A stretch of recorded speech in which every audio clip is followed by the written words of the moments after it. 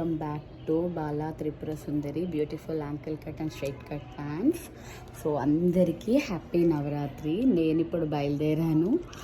మరొక డిస్పాచ్ అంటే తను చూశారు ఆల్రెడీ స్ట్రైట్ కట్ ఎక్సెల్ చూశారు, డబుల్ ఎక్సెల్ చూశారు.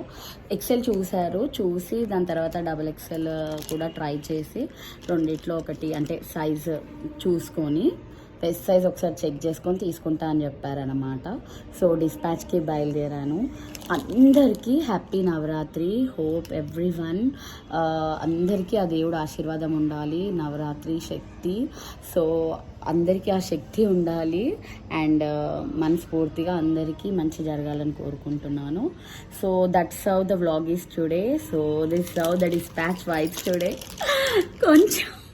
కొంచెం అయితే నీరసంగానే ఉన్నా నేను. ఎందుకంటే నీరసంగా అంటే శక్తి ఉంది, but at the same time కొంచెం ఫాస్టింగ్ ఉంటాయి. 9 days నో అంటే కుక్డ్ ఫుడ్ ఏం తినా, మిల్క్ అండ్ ఫ్రూట్స్ తింటా. సో చూద్దాము, అసలు అమ్మవారు తలుచుకుంటే మనకు శక్తిని ఇస్తారు. సో అలా శక్తిని ఇవ్వాలని మనస్ఫూర్తిగా కోరుకుంటూ మన బిజినెస్ పనులు స్టార్ట్ చేస్తున్నాను అన్నమాట.